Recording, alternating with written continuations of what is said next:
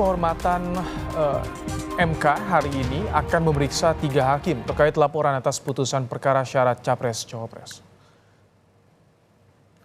Ketiga hakim yang akan diperiksa yakni Hakim Konstitusi Saldi Isra, Rahan Sitompul, dan Suharyoto.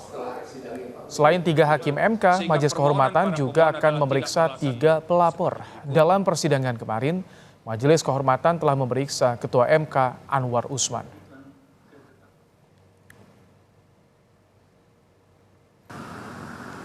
Majelis Kehormatan Mahkamah Konstitusi memeriksa 3 pelapor dugaan pelanggaran kode etik hakim, yakni Pergerakan Advokat Nusantara atau Perkat Nusantara, Komite Independen Pemantau Pemilu, dan seorang advokat bernama Tumpak Nenggolan.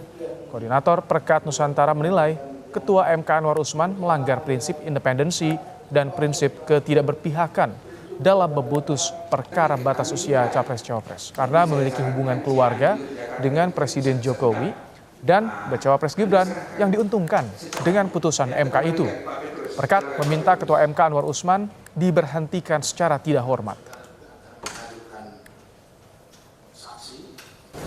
Sementara dari pemohon perkara 90 dan 91 itu secara tegas bicara tentang bagaimana upaya melalui perkara ini supaya Gibran Raka Buming Raka sebagai putra Presiden Jokowi yang juga adalah keponakan dari hakim terlapor bisa mengikuti kontestasi Pilpres 2024. Kami melihat dan kami meyakini betul bahwa hakim terlapor.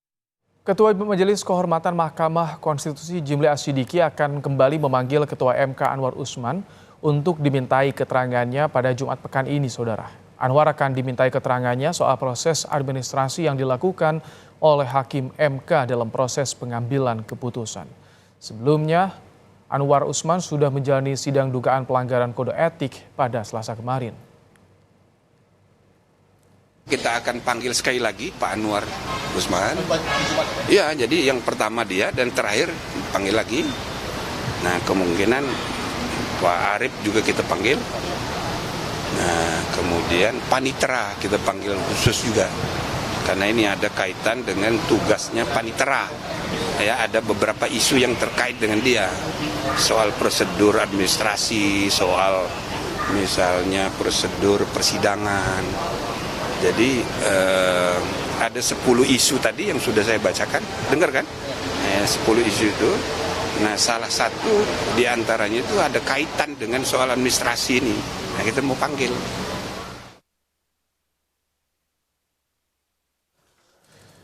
Usai diperiksa Majelis Kehormatan MK, Ketua MK Anwar Usman membantah adanya konflik kepentingan dirinya saat menangani dan memutuskan perkara batas usia Capres dan Cawapres.